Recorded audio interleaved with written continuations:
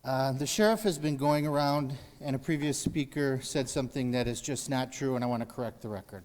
So under the Wisconsin Gun-Free School Zone Act, what's been said is just simply not true. So I will recite to you the Wisconsin Gun-Free School Zone Act that says any individual who possesses a firearm, and then there's a lot of legal, within 1,000 feet of a school grounds is subject to a Class B forfeiture, okay? That says you can't be within 1,000 feet of school grounds or it's a misdemeanor.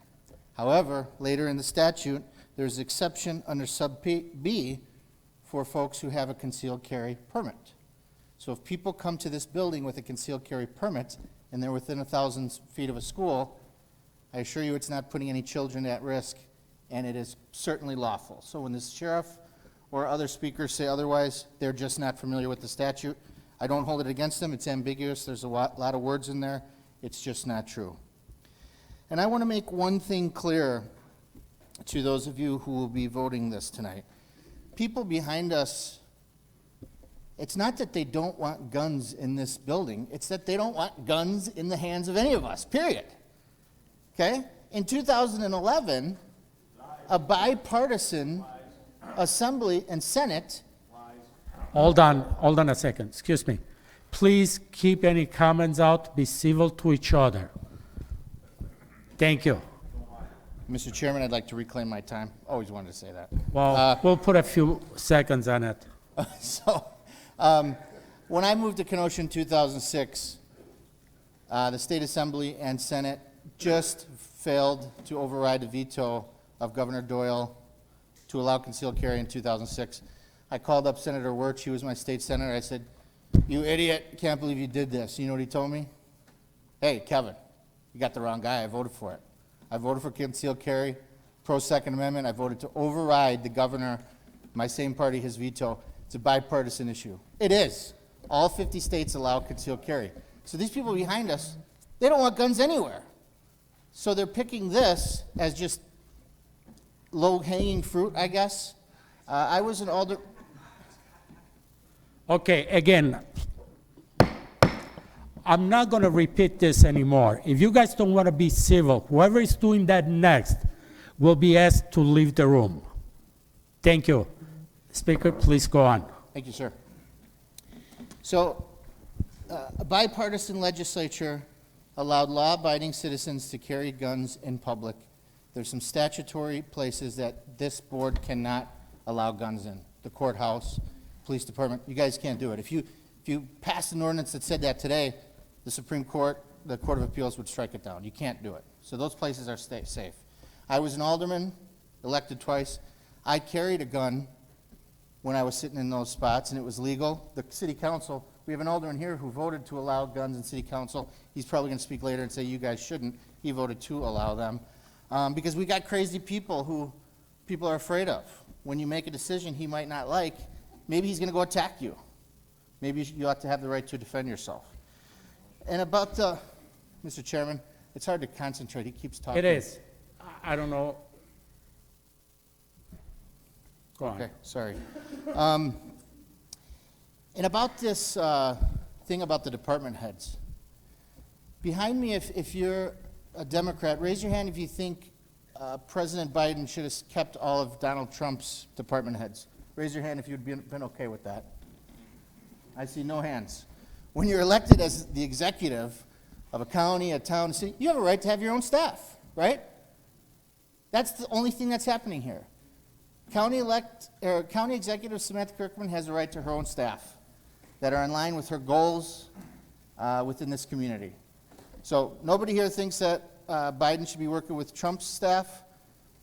I think it's only common sense that you let Samantha Kirkman, the new county executive, duly elected, pick her staff too. So to make no mistake, the people here are not worried about this building because you can carry a gun almost everywhere in Kenosha except those statutory places. Guess what? Prisons, courthouses, jails, sheriff stations. The only place in this county where you can't carry a gun that doesn't have armed guards is our schools. Doesn't that sound kind of funny? Courthouse, you have armed guards here. You have armed guards? Not in our schools. So just think about that when you mull your consideration here. These people don't want guns anywhere. You guys can't do that. It's the law of the land. All 50 states, you can carry a concealed weapon. These people want guns nowhere. You guys can't do that. So what they're here today is to 12 say... seconds. I know he's giving you a couple extra seconds, but Okay. you got 12 seconds. Okay, thank you. So make no mistake, the people here, it's okay if you want to be anti-gun, but allowing these folks who serve our community to carry a gun, there's going to be no Wild West shootings. It's been the law of the land since 2011, 11 years. There's been no concealed carry shootouts in government buildings. It just hasn't happened, and it will not happen. Thank you for your time. Thank you for your comments. Next speaker, please.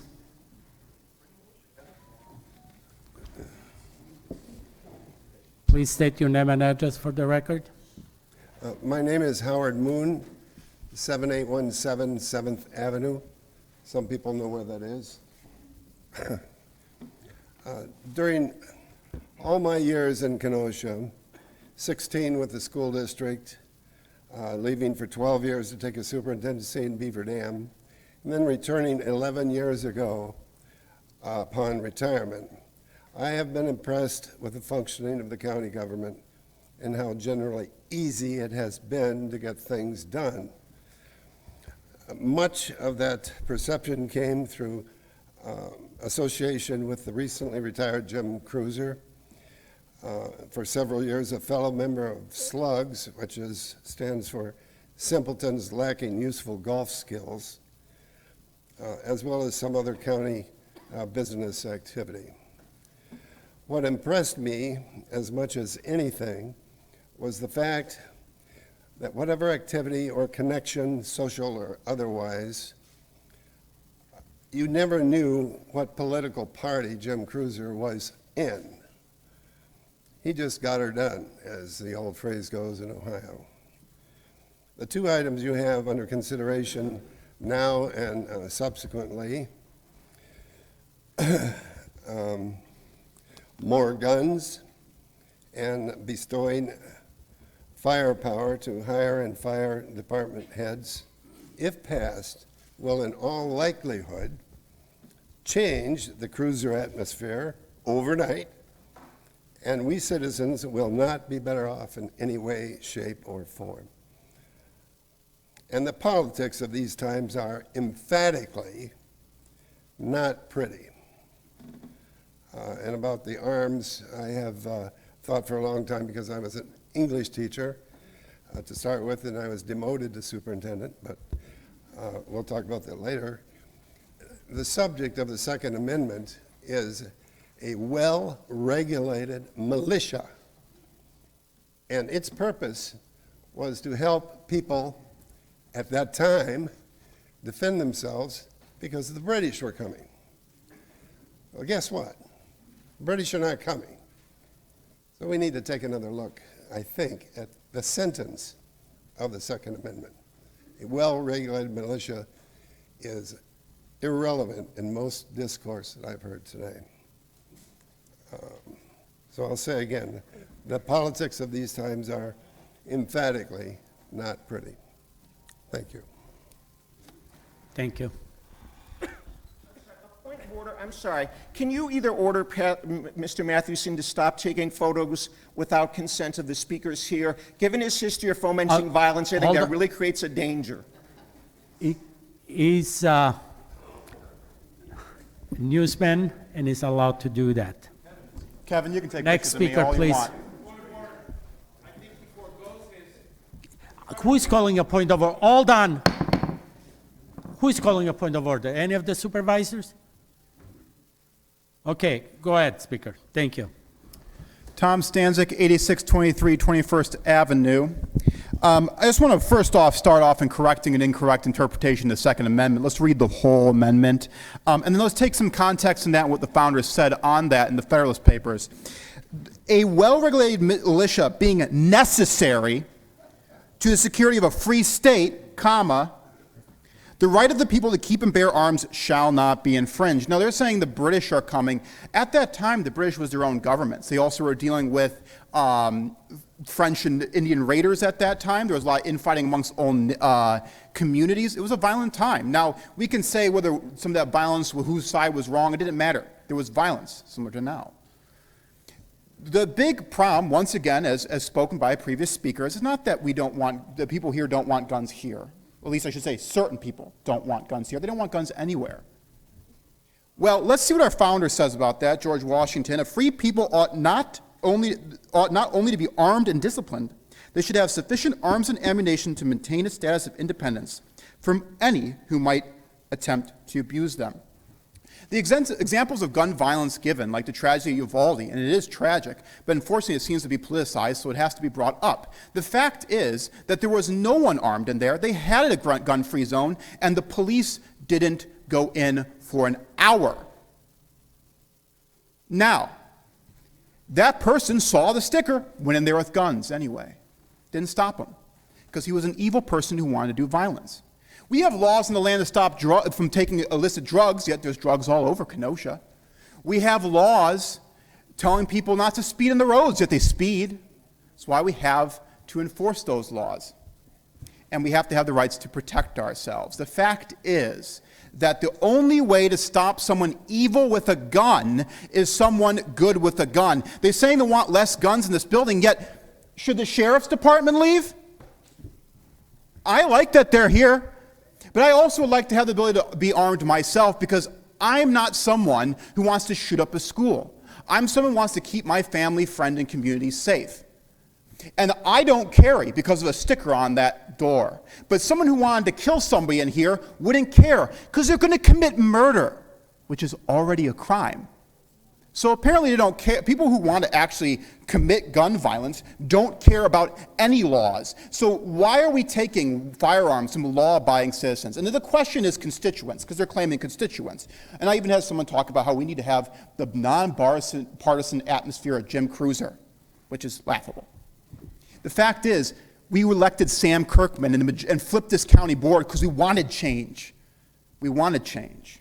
And now these resolutions are coming, both giving our executive the ability to actually hire who she wants, and for us to be able to have our Second Amendment rights, because we elected for that change to be here. And I'm telling you, as I stand here, that that's the change I want to see voted on now. And the majority of constituents, although they might not be here because they have to work, sometimes second, third shift, unfortunately they can't get bussed in, but many of those people came up for polls, came on election day, and put you in office to make this vote. So I'll leave it with this one other quote here from another one of our founders, as we like to go back to some people in our history. Let's go back to their originals. And let's go with Benjamin Franklin for this time. Those that give up essential liberty to gain a little temporary safety deserve neither liberty nor safety. I, for one, would like to have my liberties back. That Second Amendment is not given to me by the government. Our founders would all agree on that. It's given to me by God. The government doesn't have the right to take those rights away from me. That's the social construct. So I'm asking you to go by your oath. You swore an oath to the Constitution. Uphold that contract. Thank you. Thank you. Next speaker, please. State your name and address. Mike Skolitsky, 1415 97th Avenue. I wasn't here to speak about Resolution 12, but since it's come up, I do support that. I concur with what other speakers have said. The new executive deserves the staff and the support team around her that she wants, and it's the 21st century. I've worked in the industry for over 40 years, and that's just how it functions. These protections that have been placed in state and municipal government are unrealistic. So it's time to move on and advance. The real thing that I came to talk about was the amendment to Resolution 63. The inconsistency of concealed carry rules between the city and county facilities has gone on long enough, and it's time to correct this 10-year-old mistake.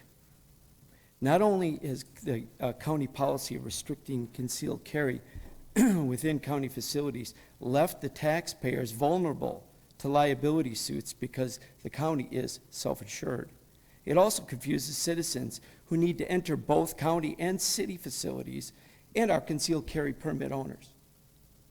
10 years ago, the leaders of Kenosha County thought that restricting concealed carry from Kenosha County facilities would make them safer, despite the emotional decisions, some of which I didn't even bring up, but that earlier speaker had brought up some excellent ones, that are made within these facilities, such as permit denials, license revocation, or even property seizures. Those are very emotional situations. And if you are emotionally unstable, perhaps addicted to drugs, they can lead to very bad consequences. Fortunately, there have been no incidents that I'm aware of. However, our society is becoming increasingly hostile, and we should not continue to force Kenosha County citizens to be vulnerable when you're visiting Kenosha County facilities. We're sandwiched between Milwaukee and Chicago, and thus subject to the ever-increasing criminal element those two cities produce. When you combine that with the ever-increasing drug trade, the probability of an incident within a soft target, which are Kenosha County facilities, or at least most of them, the chances of one of those occurring increases every year. So what can you do to minimize an incident from occurring at a Kenosha County facility? Well, you allow law-abiding citizens to conceal carry to protect one another from evildoers. Because if you think you're going to call the police, they're going to be there. By the time the police are showing up, or law enforcement in general, they're filing reports, they're collecting evidence, and probably contacting the coroner. Is that the way things want to turn out? No. I want to commend the Kenosha County Board for finally standing up for the safety of tax-paying citizens who visit the various facilities owned by Kenosha County, and just as importantly, if not more importantly, the Kenosha County staff who occupy these facilities. Because if you think that they're immune from an outbreak or an attack or an incident, they may be the first ones that are targeted. I completely support the resolution to amend the 2011 Resolution 63 to permit citizens to lawfully carry, conceal within the applicable Kenosha County facilities and eliminate the current taxpayer liability. And I urge the county board to pass this resolution as written. I've been a concealed carry permit holder for over 10 years. Unfortunately, I've never had to draw my weapon. But I know one thing, it's my obligation as a father and a husband to protect myself and my family from people that want to do me or my family harm. And you all have the same obligation. And you should support this resolution because in the case there is an incident, there just may be a concealed carry citizen inside that building that will stop that attack. And since Uvalde, Texas was brought up, the only reason that was stopped is because there was off-duty, armed border protection officers that went in. The law enforcement stood outside, like children being murdered. So it's a realistic thing. I want to thank you for listening, and let's go, Brandon. Thank you. Next speaker, please.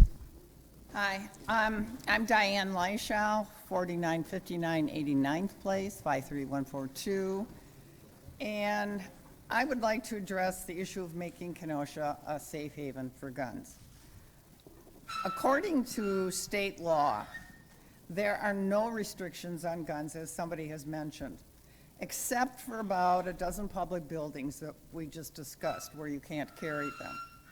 The board wants to eliminate even those few restrictions and make Kenosha a safe haven for guns. Why? I've heard some reasoning today, and I hope I'll hear some more because there should be discussion. Most people I talk to have no idea that this bill is being presented, not until just recently. I wonder about that. And when they find out about the bill, and when they did finally find out, they instead had various restrictions that should be placed on gun use. Many of these ideas sound like the ideas that are currently being discussed right now in Congress by a bipartisan committee.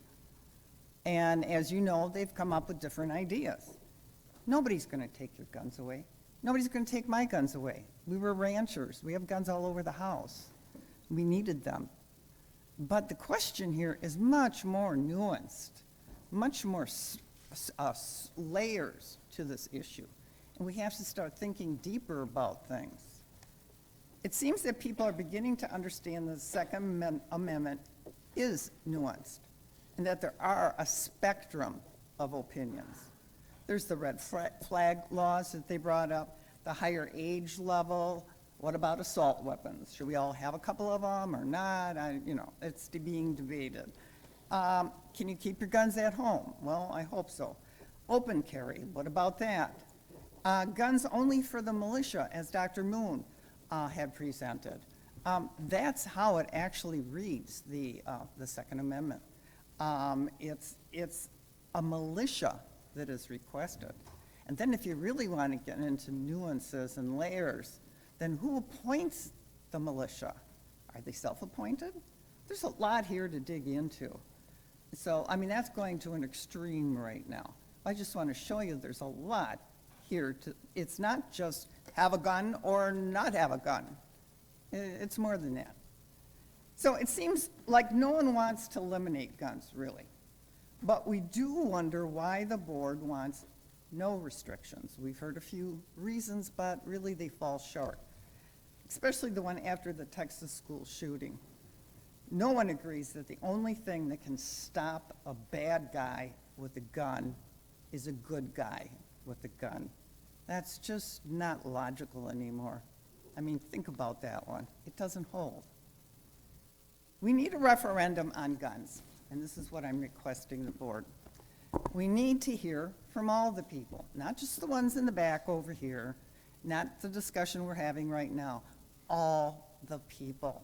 We need a voice, don't you agree? To see what the majority of the people of Kenosha want. And it's not going to be no guns, miniguns, or not restricted in some way. It should be voiced in a way that's layered, the referendum. So I hope you take that to heart. I hope we do have a referendum someday. And I thank you for your time. Thank you for your comments. Next speaker, please. State your name and address. David Mao, 7820 36th Avenue, Alderman of the 8th District. As for the gun law, I just want to ask, when was the last time anybody heard of a shooting or a killing done by concealed carry, somebody that has a concealed carry permit?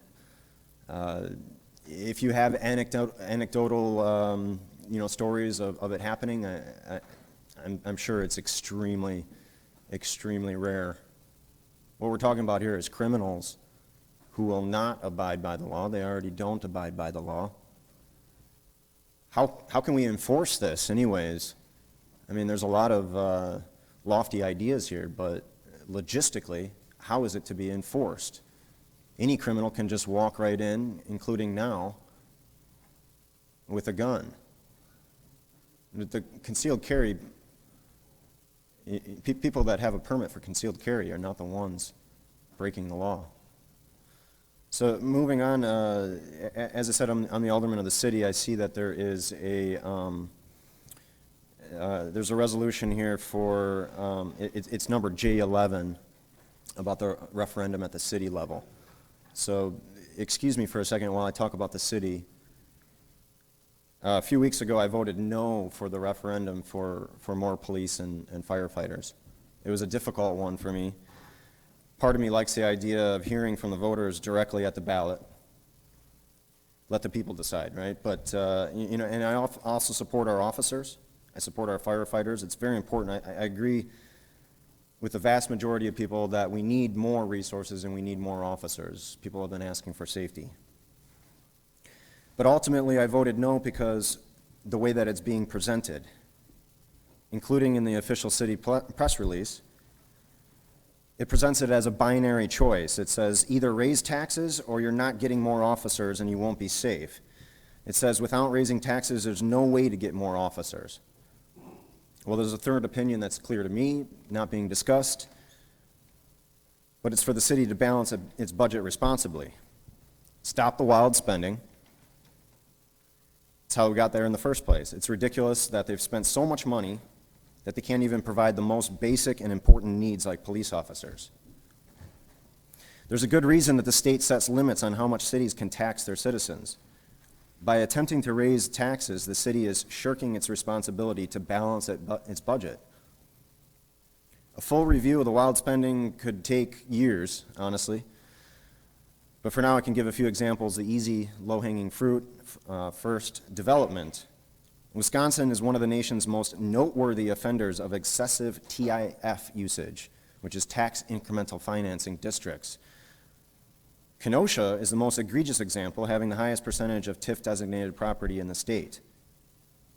As a result, Kenosha sacrificed and continues to sacrifice significant tax revenue, giving away 29% of its revenue to tax abatements and economic development subsidies. Now, development is paid for with credit, so now that we've gotten to the point where 17% of our general funds, our budget, is used to pay back the $225 million debt. So what about the promised increases in tax revenue due to higher property value, all the jobs that were promised, for bringing in, for instance, Amazon and Uline, all these things? We were promised economic growth, but those revenues never materialized, as with other cities in the country. Development is gambling. It's often a bad bet.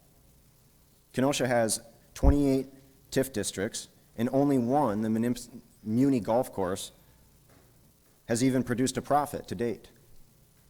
So clearly it's a bad bet. On the other hand, or rather another point, the city has 2,300 subsidized apartments, another 1,050 or so rental assistance households. That's nearly 10% of all the households are subsidized in some way. 50% of residents are homeowners, and yet we want to throw them under the bus and wonder why we have such a high percentage of renters in the city and wonder why we can't afford police officers. Millions and millions of dollars for the museum, multiple museums, millions donated to special interests like the Boys and Girls Club, millions to the trolley. These projects citizens have not been asking for these, yet the city does it anyway. And like I said, in the meantime, we can't afford police now. Another reason I oppose this is because of the misleading reasoning that the city is growing. The population's not growing. It's the same for the last dozen years. We have 15 What seconds. we are growing, we're growing in size due to the development in the TID districts that I spoke of, the tax incremental financing districts. Big businesses like Amazon and Uline, they require more city services and resources. They spread the city limits outward, yet it doesn't create a bigger tax base. The money goes back to the debt. So I ask you not to support T11. Thank you. Thank you for your comments. Next speaker, please state your name and address. Laurie Hawkins, 18513 102nd Street, Bristol. Thank you to all of you for the service that you provide for this community, and thank you for your patience as you sit through these many public comments. Because many people tonight have already spoken against resolution to amend 2011 Resolution 63, and so have I on previous occasions, I will just say this. There's nothing good that will come of willfully allowing more weapons into our public spaces where people come to work, receive care, and iron out their differences. And as to the sweeping generalization Citizen Matheson made about many of the people in this room, I will say this. He does not speak for me. Next, I ask that the Kenosha County Board of Supervisors vote no on the resolution to repeal Policy 12 and to adopt a policy regarding Kenosha County Department and Division heads. There are several reasons why I do not think this is in the best interest of Kenosha County to change this policy. First, in order to maintain our AAA rating that you have worked so hard for and strong department work of Kenosha County, department and division heads must be able to maintain the work that they do from one county executive administration to the next. Much of the good work that has come out of the county divisions and departments developed over the course of several years, spanning county executive terms and growing both expertise and good working relationships within these departments and divisions among staff. County department and division heads do important work and earn their leadership roles because of their experience and expertise in their field, as well as their ability to lead a team.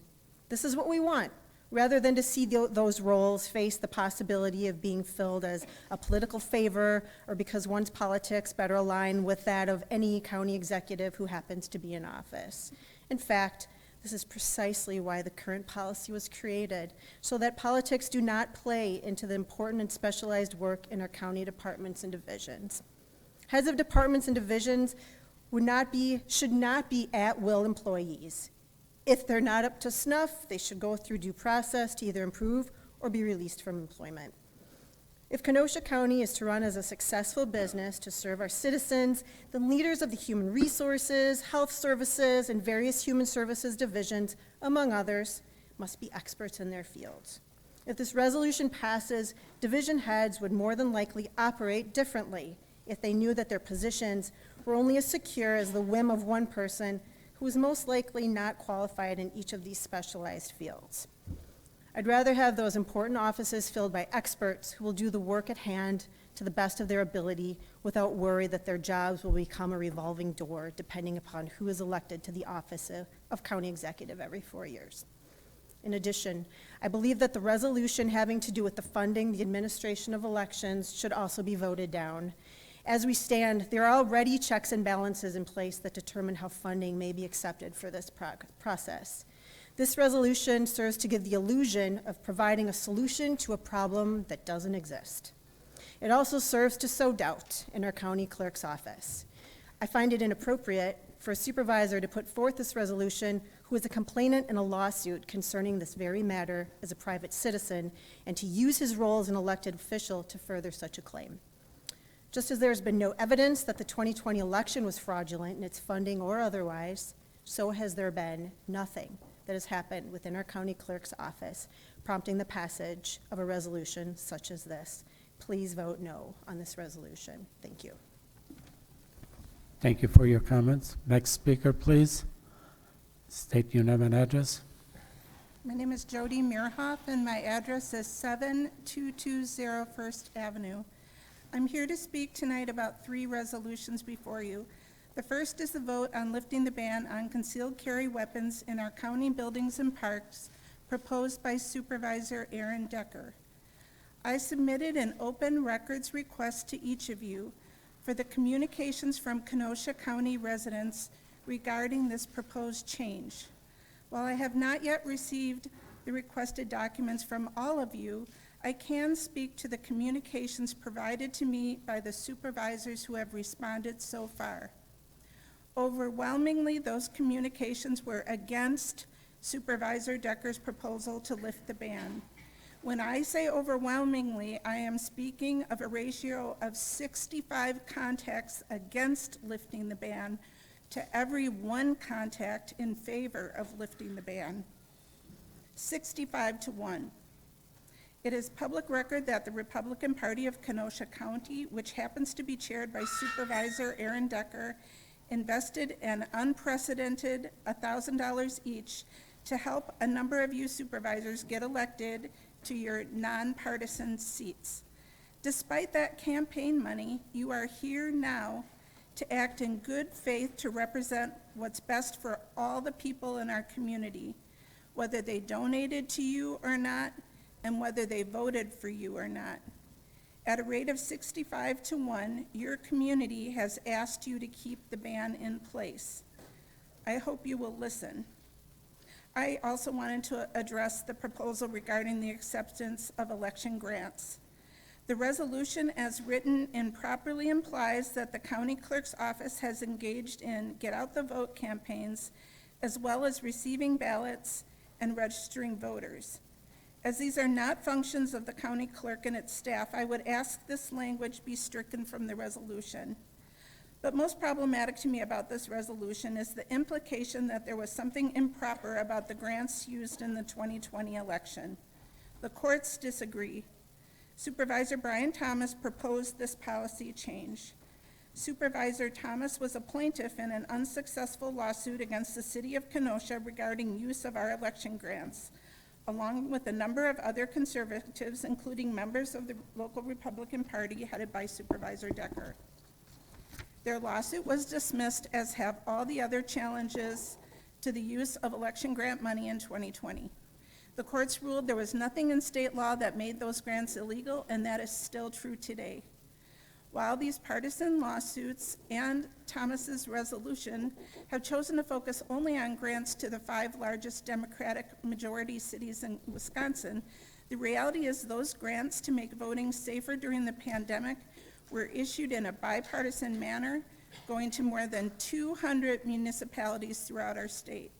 Those 200 municipalities included many communities that voted overwhelmingly Republican in 2020. Whether the board votes to allow the county to accept election grants in the future or not, I would like to urge this board to make sure that any policy you adopt is based on facts and not partisan politics. I would also like to publicly thank our county clerk and our municipal clerks and their staffs, who work hard year after year to assure our elections are both secure and accurate, and 2020 was no exception.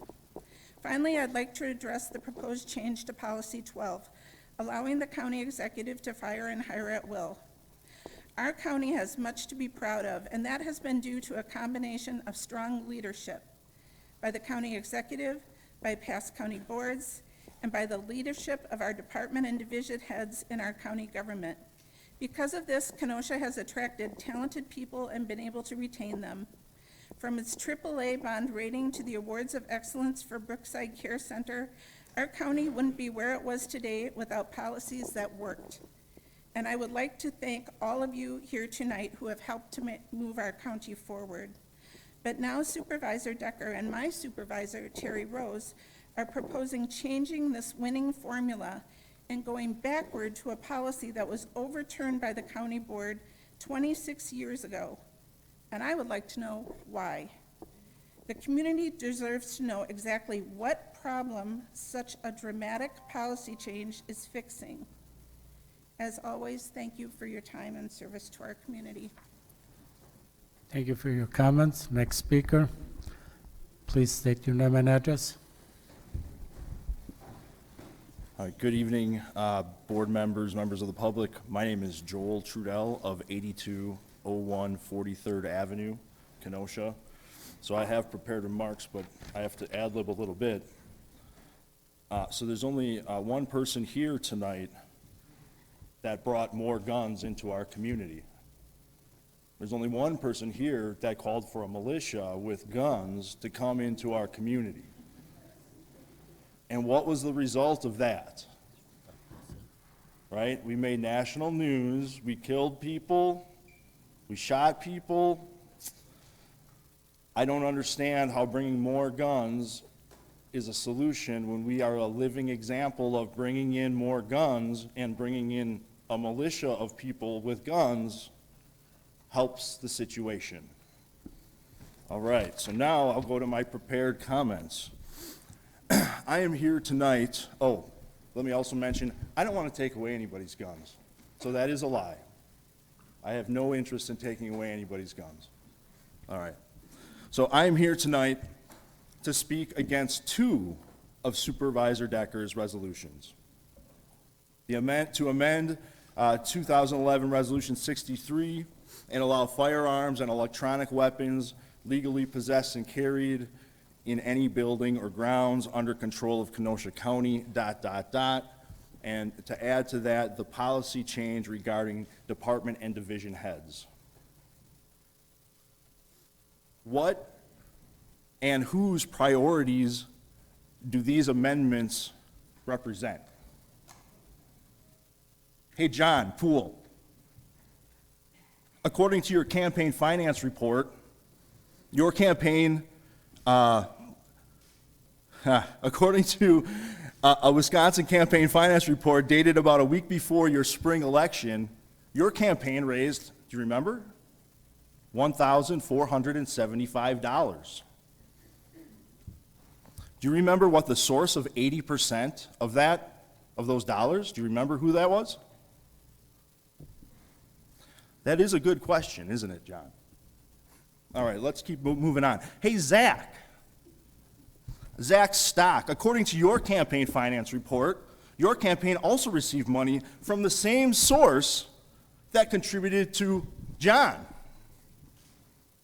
Do you remember how much? You want to answer, Zach? Okay. $1,000. Brian Bashaw. Hey, Brian, your campaign report is very interesting. Folks, did you know that Brian received money from people in South Carolina, Michigan, New Jersey, and 2 unemployed Texans? But that's not all. Brian also received, how much was it, Brian? You want to answer? How much was it from these sources? Oh, it was another $1,200, another $1,200 from the same sources that contributed to John and Zach. Interesting. Interesting. All right, finally, supervisor from the 16th. Your campaign also received $1,000 from this source. I guess we might all be hanging on the cliff a little bit. What source is this, right? What are we talking about here? I hope it was me, but it wasn't. I'd like to reclaim my time. Yeah. All right. The Republican Party of Kenosha County and the 1st Congressional District Republican Party spent at least $4,400 to purchase influence from the 4 county supervisors I mentioned.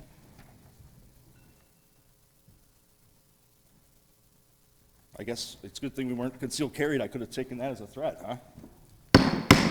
That was uncalled for. Well, it's the truth. That was uncalled for. I'm sorry, Mr. Nudo.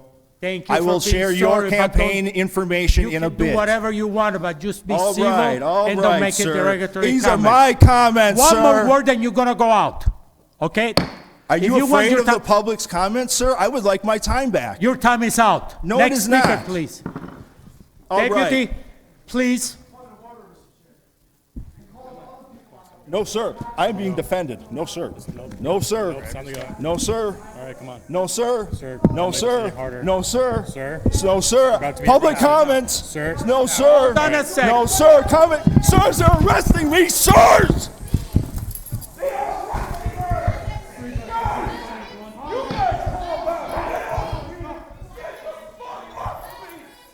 What is going on? I'm trying to talk. Hold on, please. Somebody call 911. Somebody's got to call 911. I'm trying to talk. I'm trying to talk. Get off of me. Somebody's got to call.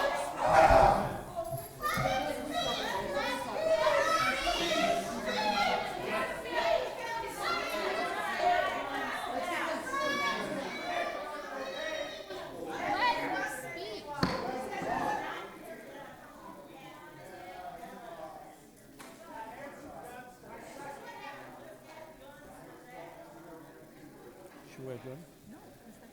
No, but he made a motion in a second. Okay. Let's wait until.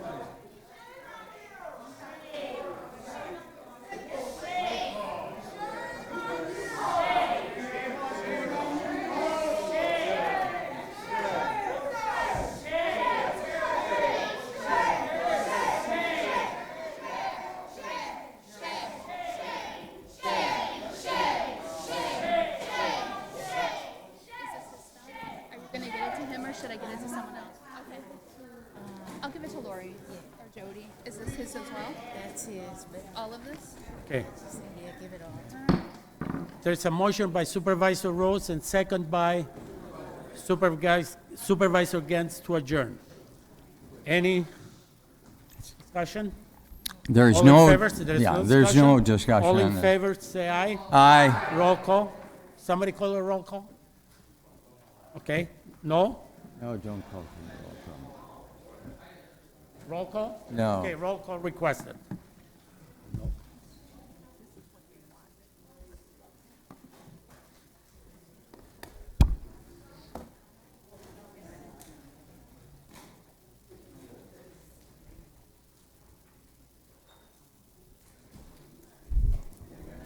It passes by a majority. Okay. What is it? The vote is 12 to 11. 12 to 11 to adjourn? Okay. To adjourn. So-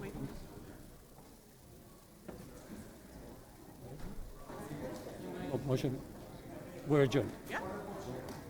We're adjourned.